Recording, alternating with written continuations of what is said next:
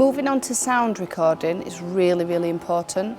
So you've thought about how something looks, but the sound is as important as how it looks. In particular, if you're going to be doing testimonials or if people are talking to camera, it needs to be really crisp and clear. Firstly, attempt the piece to camera, and if you don't need to record sound separately, then don't. So if you've done a piece to your phone and it's quite close to you and you're happy with that audio, then that's fine. If not, you might need to just bring in a couple of pieces of equipment to help improve the sound. So the first thing is just a simple sound recorder. So this is an Eddie roll. You might also want to use a Tascam. The reason I recommend these is because they're simple. The way that we record sound will be of no use to you whatsoever, because we run sound through mixers and we have sound recordists. They use much more comprehensive equipment, and it will get very complicated and very expensive. Sound recorders are lovely because that's all they're built for. Okay, you've got sound recorders on your phone, so if push comes to shove, try using the sound recorder on your phone and see what the audio's like. I don't know what phones you run, I don't know what your environment's like, but what I will say is it needs to be absolutely silent. Even the environment that we're filming in today is not silent. The only reason that we get away with this is because we run lapel mics, and these are off radio mics. So this means that I can talk directly into camera, the microphone picks up my audio, then on my back I've got a transmitter, so this collects the audio and it sends it to a receiver, and that receiver's plugged into our cameras. Again, much more higher budget and much more difficult for you to use. The option with these will allow you to talk directly into them because they've got microphones on either side, so you can talk into them and collect your audio like that, and it is much crisper and it's deeper, it's a much thicker sound, so it's got plenty of bass rather than kind of trebly where things can sound a little bit tinny. So you could talk directly into it, you could do voiceovers, you could do interviews, you can hold it out to somebody whilst they're talking, just keep it out of shot. Or you can add to it and you can start to plug microphones into it. Again, you open them up and they've got you won't put an SD card into it, and rechargeable batteries.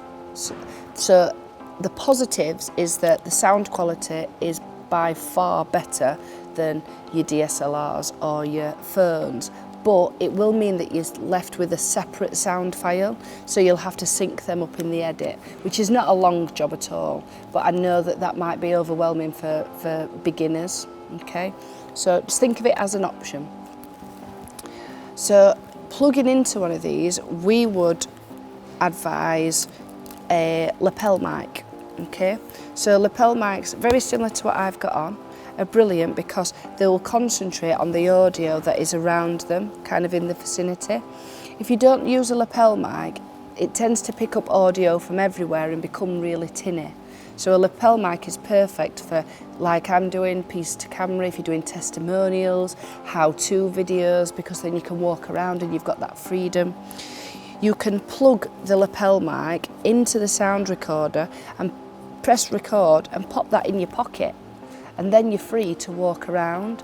And you can buy something like this for starting at about £50. So it's a much cheaper option, and it's very simple for you to use without having to bring a professional in. Lapel mics, if you go online, you can find lapel mics for £15. What I would suggest is that you get the extra long cable. Okay, so I think this one's about 2 meters, because you may need to plug into your camera and then stand in front of it, so you need plenty of range as far as the cable's concerned. That's something that I would massively recommend. Other than that, microphone wise, another microphone which works brilliantly, particularly within DSLRs, are these small Rode mics, and they plug directly into your camera. Again, this will pick up audio though from everywhere. So if you're trying to film and maybe you're at an event and you're trying to do an interview, If the noise is really quite loud in the background, this will pick up all that noise as well. It won't kind of focus on the person that you're talking to, whereas your lapel mics will capture their audio first and the background noise is secondary. Okay, so brilliant to plug directly into your DSLRs, and these are about £90–100. Okay, so that's another option.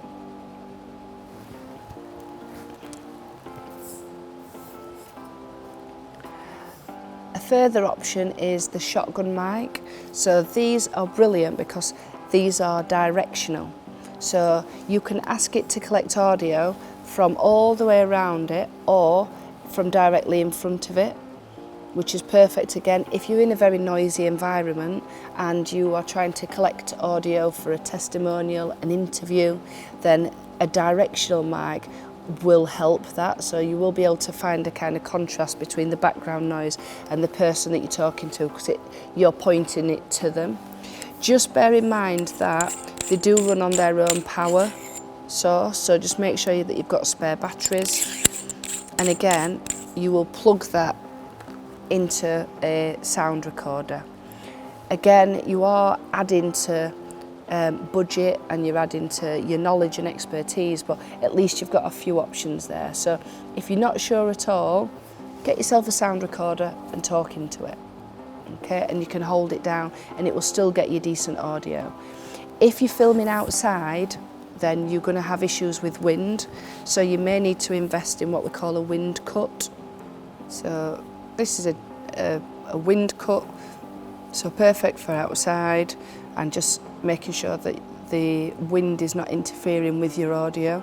If the wind hits the microphone, then the audio is going to be of no use to you because it's going to crackle and what we call peak.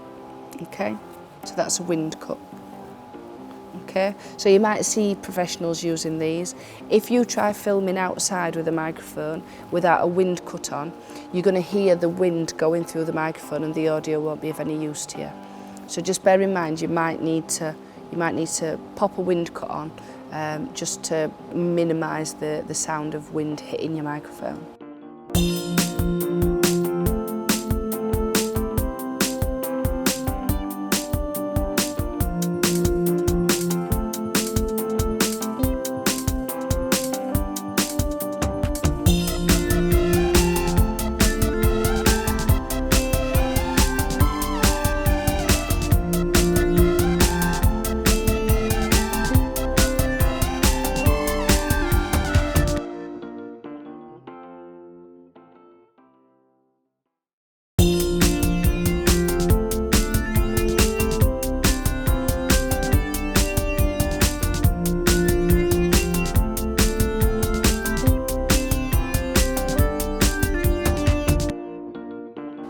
Lighting your content is massively important, so please don't arrange kind of testimonials or interviews and things if you're not at least throwing a little bit of light onto people.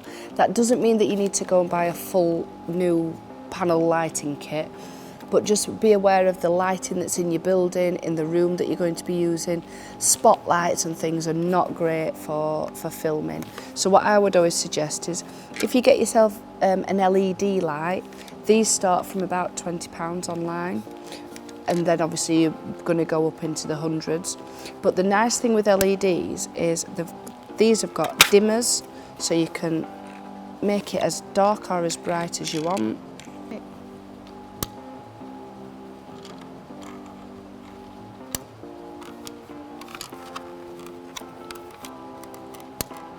So you've got your dimmer switch to make it brighter and darker, and then the backs come off.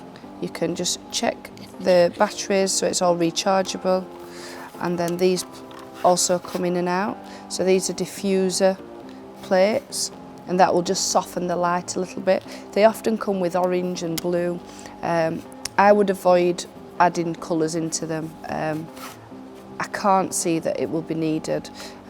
If anything, if you want to change colours, I would change the white balance on your camera before I would start putting colours over your lights. But It's the very simple, very small, and again you've got that hole on the bottom for a stand, or it can go onto a tripod, or you can get a clip for the top of your camera and it can hold the light and the microphone at the same time, which is brilliant.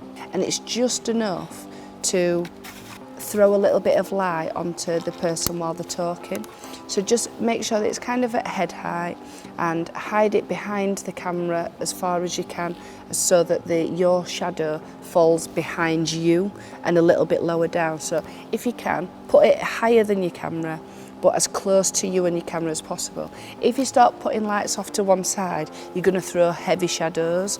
Okay, so just think about that. We don't need to make lighting as complex as we make lighting. Obviously we have full rigs for lighting, but what you're doing is you're just making sure that we're not allowing any heavy shadows over people. So this will help fill in those gaps, because often the light is falling from above and so you get heavy shadows across here, you get heavy shadows underneath the neck and across the chest, okay, where light's not getting there. So just throw a little bit of light on people. Again, they come with stands, or you can just pop them onto tripods. But when you order these lights, then you have the option of choosing a stand with them. If this is too small, because this is perfect for testimonials and things, but if you need something a bit bigger, then go for the next size up. This is the LED panel, so these come off. You can see all the bulbs. Or these are much nicer, they just soften it. What you'll find with these is they give a white light and an orange, so you can determine whether you want an orange feel, or if you want to warm it up a bit, or if you really just want the white light. They do need to go on a stand, so you can move it up and down. Basically it would look like this, okay? And then on the back, this is where you turn it on and off, where you put in your power. You can attach your batteries. That way, obviously, you can take them out and about if you don't want to be using cables. So if you need to film outside and you've not got power, just charge your batteries up and take it out without any power cables. Please bear in mind that lighting is very complex. So if you try to start introducing lots of lights, you're going to create more issues for yourself. We work in things like colour temperature, we use gels. You need to think about the health and safety aspects. You've got trailing cables, lights get very warm. So try and stay away from the complex stuff. All you're thinking about is functional. We're just making sure that the person or the product that you're lighting looks the best that it can look. So LED panels are brilliant. This size will need a stand because these are really quite heavy. You can't just stand holding them. Okay, so make sure they're on a stand, and again, only go for the bigger ones if you really need it. Don't kind of feel that you have to go buying stuff.